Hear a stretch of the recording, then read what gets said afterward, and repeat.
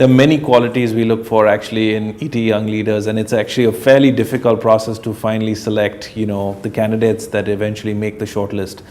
I think there are two or three things. I always look for somebody who has done something truly interesting and distinctive. It's not something that you would find typically on the beaten path, because we do see a lot of candidates with very, very good resumes, and there's nothing wrong with that. But what I look for is always something which is special, something that's different, that demonstrates leadership. And in fact, the question I always ask people is, describe your leadership moment which you are the proudest of.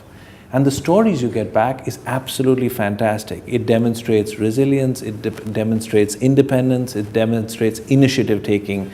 And it can be in a personal or a professional field, but that's what you look for, that special difference which makes it a person truly distinctive.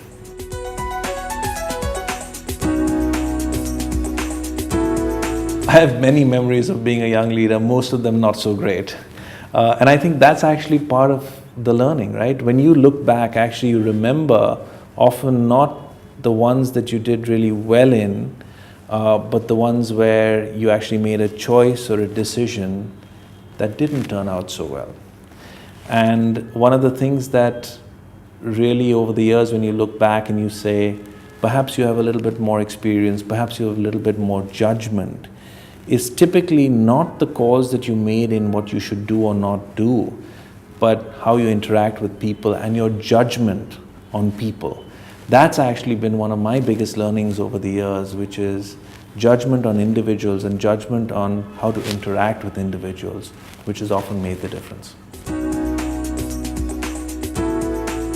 Wonderful book, I think, that is written, if I remember correctly, in 1959 by an Israeli psychiatrist. It was called Between Parent and Child. It's written by Dr. Chaim Genot. And why it changed my life was essentially, it talks about a conversation between a parent and a child. And as I have two daughters, and I've learned much about leadership from them, and that points to the failure stories I've been talking about earlier as well.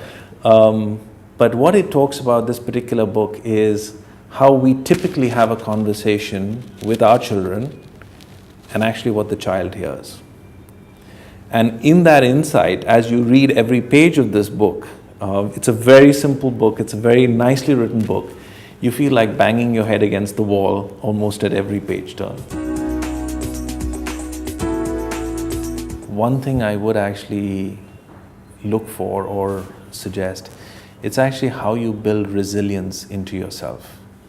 How do you build physical resilience, mental resilience, and emotional resilience? The reason is that if you actually look at the arc of where work and the workplace is taking us, it's increasingly much more demanding. Whether it's physically demanding, our hours are stretching. If you look at mentally demanding, the amount of things that actually interactions that we have, and as well emotionally. And how you build resilience into your mental, emotional, and physical makeup is actually one of the biggest things that I'm learning today and all consciously struggling with. I see too many young people saying, oh, in the 20s or 30s, I have to actually perform well at my job, and I will actually do that to the detriment of everything else, be it my social or physical self. And I think that's just actually wrong and dangerous, right? You make yourself into a one-sided person. So it's physical, mental, and emotional resilience. That's what I would look for from individuals.